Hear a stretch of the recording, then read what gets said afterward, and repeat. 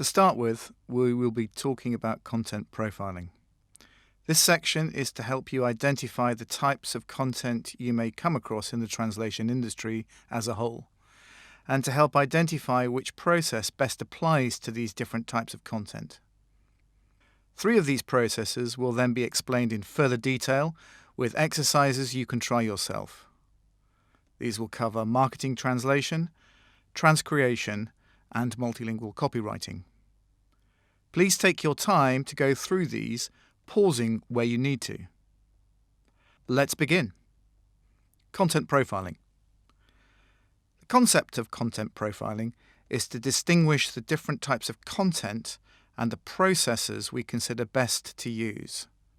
The pyramid graphic you already briefly saw in the theory module of this course is a great representation of this process. This graphic is also available to download for your future reference. The purpose of this pyramid is to help break down and contextualize the content types and corresponding processes that best fit what is expected or required by the client. Content profiling is a very useful way of being able to specifically identify the content requiring transcreation or another linguistic practice.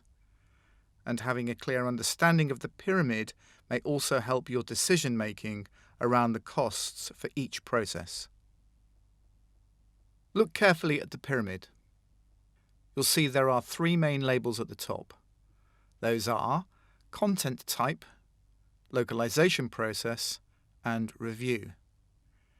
These are labels for the 3 sections of the pyramid. There are then 4 parameters running vertically beside the pyramid. The first one is volume, from low to high. This represents the amount of actual content there is in terms of words, paragraphs, and/or pages. Then there is the creativity required, running from low creativity at the bottom of the pyramid to high creativity at the top. The third parameter is automation.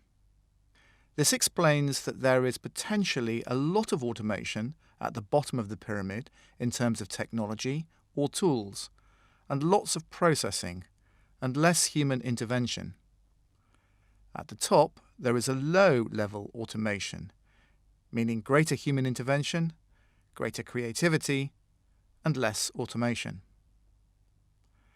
Last but not least is branding, indicating how important branding is within the content. At the top of this parameter, there is a high amount of branding, and an important aspect of the company's requirement to sell or market the product relies on their brand. At the bottom, the opposite is required, purely informative or for internal use content with little to no branding elements. Keep these parameters in mind when considering the content types and processes. Next, there are 5 tranches of the pyramid representing different kinds of content. Each type of content has a different purpose and motivation when being created. There are also different potential processes for making each of these multilingual. The first tranche, at the bottom of the pyramid, is internal information and knowledge bases. This is high-volume content with low amounts of creativity. A cost-effective and appropriate process for translating this type of content is machine translation. And because this information is often internal or for information only, there is the option to use it raw, which means no review.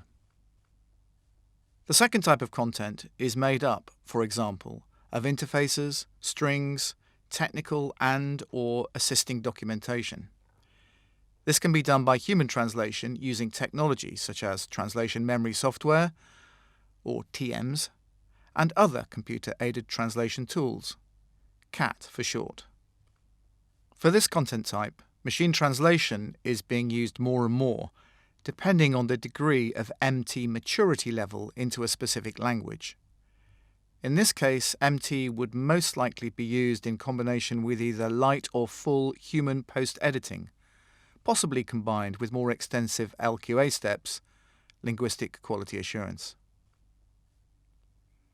Next is the third level, general content, and this might be found in brochures, websites, and general market-related information. Again, the process most often used here is human translation using CAT technology, and nowadays this often includes built-in MT plugins. In the case of light creative content, marketing translation would be the most appropriate choice. There are different levels of review that can apply here, depending on factors like time, budget, and critical considerations. Some of the most common review options in this case would be translation only, or TP, translation and proofreading, TEP, translation, editing and proofreading, and or a more general LQA step, linguistic quality assurance, ranging from the most extensive review options to highly specific ones. The fourth type of content is influential content.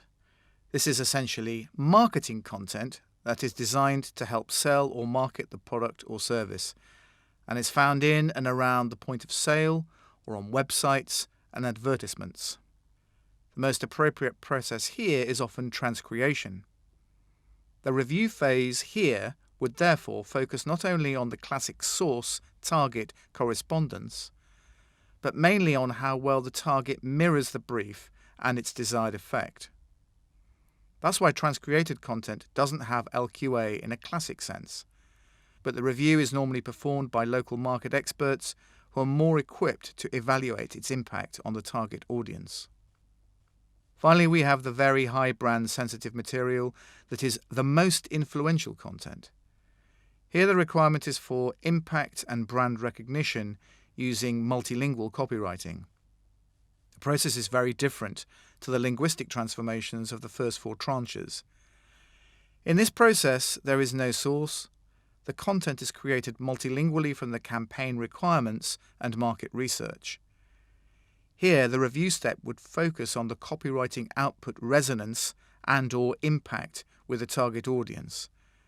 And just as for transcreated content, it will most likely be performed by market experts.